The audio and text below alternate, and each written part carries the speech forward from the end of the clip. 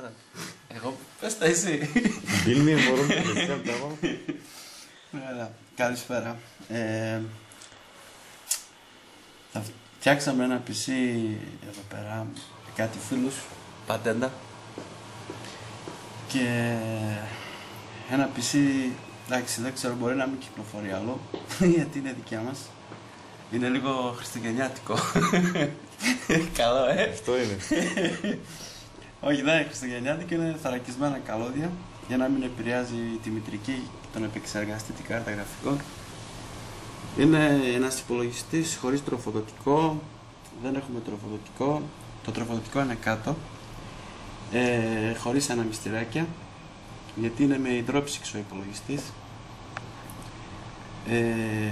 Η κάρτα γραφικών, ας πούμε, έρχεται το υγρό είναι παραφλού σε 12 με ανακατεμένο με λίγο αίμα γουρνιού, έρχεται από εδώ και πάει μέσα από εδώ στην κάρτα γραφικών και από την κάρτα γραφικών κάνει ένα κυκλάκι και πάει στον επεξεργαστή μας.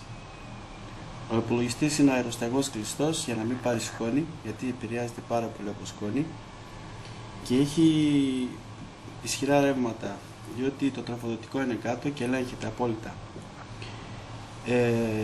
Τα καλώδια είναι φτιαγμένα από την πλακέτα του τροφοδοτικού να είναι κατευθείαν στα driver, στο σκληρό. Εδώ έχουμε τα φωτάκια μας, τα οποία συνδέονται με άλλο τροφοδοτικό, θα σας δείξουμε κάτω. Δεν έχει σχέση με το τροφοδοτικό του υπολογιστή. Θα σας δείξω και από κάτω τι γίνεται. Βασικά είναι ένας υπολογιστής ο οποίος κλειστός για να μην πάρει σκόνη, δεν ζεσταίνεται, δουλεύει πάρα πολλές ώρες και κρατάει τις ίδιες θερμοκρασίες. Και πιστεύω ότι ένας υπολογιστής, άμα κρατάει τις ίδιες θερμοκρασίες και έχει καλά ρεύματα, ισχυρά ρεύματα που είναι το 5, 12 και το 0, τότε δεν έχουμε πρόβλημα. Γιατί όταν ξεκινάει ο υπολογιστής, ξεκινάει άμα δοκιμάσετε δηλαδή, χωρίς βεντιλατέρ στο επεξεργαστή και ψυκτράκι, αμέσως αποκτάει 85 βαθμούς. Άμα το αφήσετε ακόμα λίγο θα καεί. Γι' αυτό έχουμε κάνει πατέντες, δεν τα έχω αγοράσει. Αυτά τα πράγματα τα έχω κάνει από χαλκό και στην κάρτα γραφικών και στον επεξεργαστή, και έχουμε υγρό που κρυώνεται υπολογιστή και δεν έχουμε πρόβλημα στις θερμοκρασίες. Θα σας δείξω λίγο και παρακάτω, γιατί ο υπολογιστής είναι ένα κομμάτι του υπολογιστή εδώ, ο άλλος υπολογιστής είναι κάτω.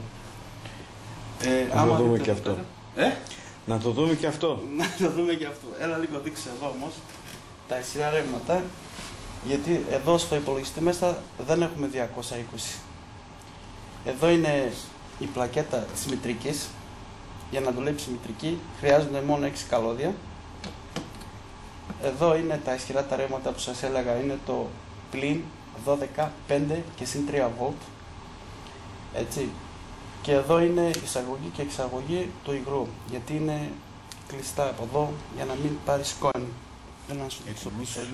Εδώ είναι το compressor, δηλαδή αυτό που κουνιέται για να μην μας κάνει θόρυβο, γιατί είναι ο αθόρυβος υπολογιστής. Αυτό γυρνάει, αυτή είναι μια αντιλία από καυστήρα. Γυρνάει και παίρνει από το δοχείο από εδώ, δοχείο γυαλοκαθαριστέρων αυτοκινήτου.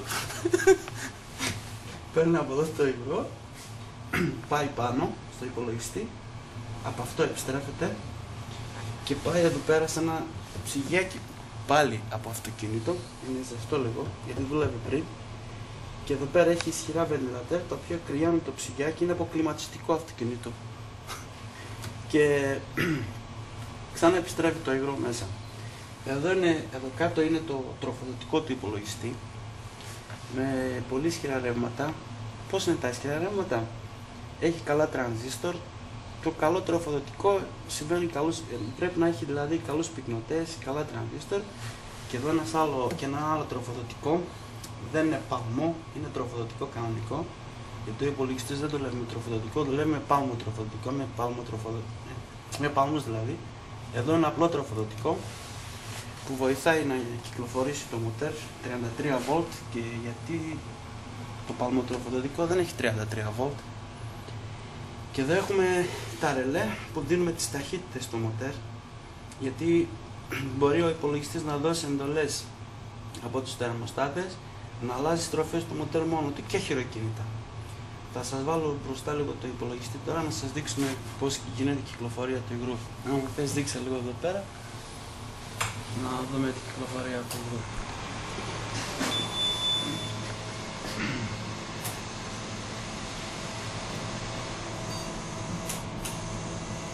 Τώρα θα γίνει η κυκλοφορία του υγρού. Ξεκινάει.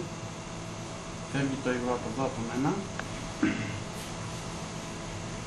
Και θα γίνει η κυκλοφορία στο επεξεργαστή και στην κάρτα γραφικών.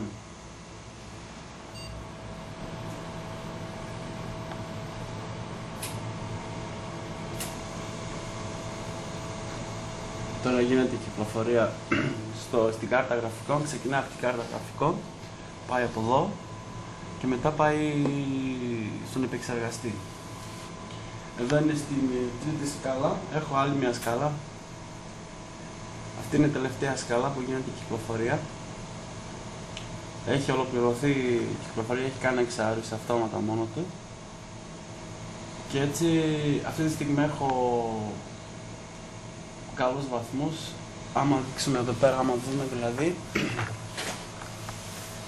έχω 37 βαθμούς στον επεξεργαστή, περίπου 32 βαθμούς στην κάρτα γραφικών, 31-32, στη κάσα που είναι κλειστή 28 βαθμούς και στο σκληρό 30. Αυτές οι θερμοκρασίες θα μείνουν, εδώ είναι η θερμοκρασία του υγρού που κυκλοφορεί, γιατί άμα αλλάξει στη 37 είναι ότι έχω πρόβλημα, αρχίζει και δίνει εντολή να κυκλοφορήσει το full. Αυτή τη στιγμή μετά από 2 ώρες πάλι τους ίδιους βαθμούς θα έχω περίπου, δεν θα αλλάξει και πολύ. Άμα κατεβάζω, δηλαδή κατεβάζω στην πρώτη σκάλα, από εδώ, εδώ είναι στην τέταρτη σκάλα. Άμα κατεβάσω στην τρίτη, δεύτερη και πρώτη, έχω πολύ ήσυχο υπολογιστή. Δουλεύει το καλοριφέρ τώρα, δεν δουλεύει ο υπολογιστή. Από εδώ μπορώ να δώσω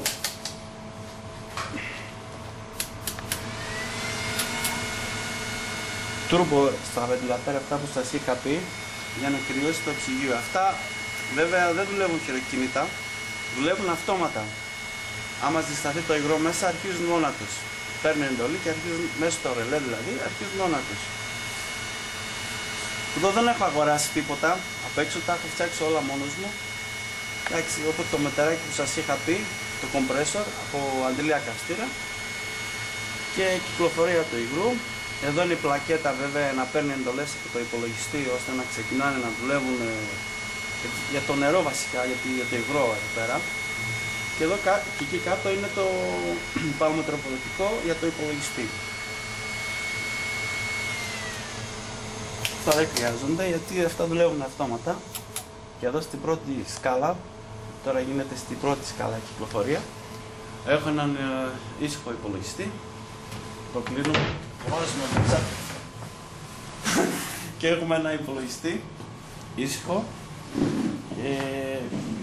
Εγώ πιστεύω ότι όταν ο υπολογιστής δεν ανεβάζει θερμοκρασίες, για πολύ καιρό θα δουλέψει πολύ καλά.